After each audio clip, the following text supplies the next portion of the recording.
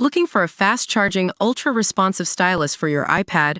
Meet the 2X Fast Charge Active Stylus Pen, designed for 2018 to 2025 Apple iPads.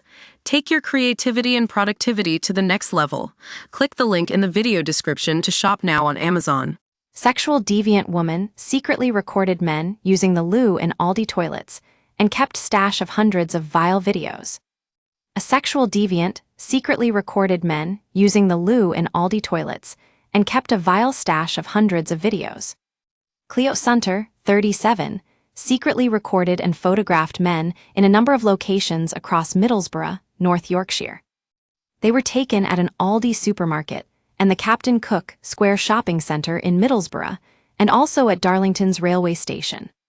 Sunter was caught with 790 pictures and 15 videos of men inside toilet cubicles and standing at urinals. The footage and pictures were all captured between January and November 2023.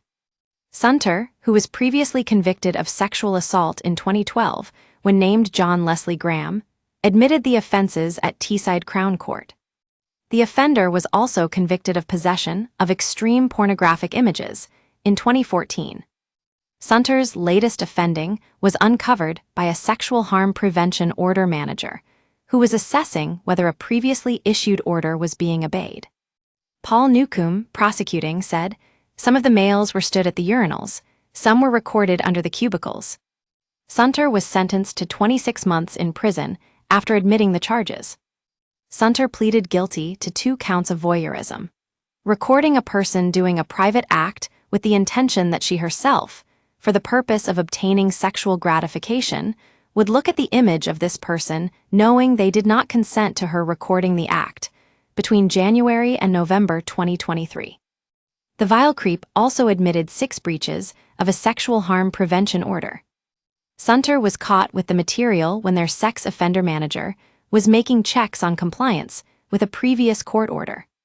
Sunter had also breached the sex offender order by using a phone in incognito mode and resetting it to factory settings.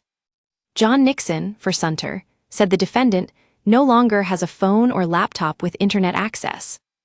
Mr. Nixon also told the court that Sunter had already spent 8 months in prison on remand after admitting some of the offences at RGW Magistrates Court. Teesside Crown Court heard that Sunter has a history of alcohol abuse. Mr. Nixon described the period of imprisonment as exceptionally challenging for Sunter. Sunter's barrister asked the judge to consider a court order instead of prison. He argued that Sunter would face homelessness when released after losing accommodation. Judge Jeffrey Marson said he was aware of Sunter's mental health difficulties and particular circumstances, but they have little or no affect on the offenses. Sunter had pleaded guilty to 2 counts of voyeurism and 6 breaches of the sexual harm prevention order.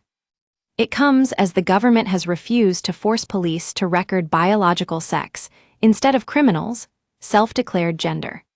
Criminals have been given free rein to pick the gender of their choosing, despite an independent review urging Yvette Cooper, the Home Secretary, to order police to collect data on biological sex instead.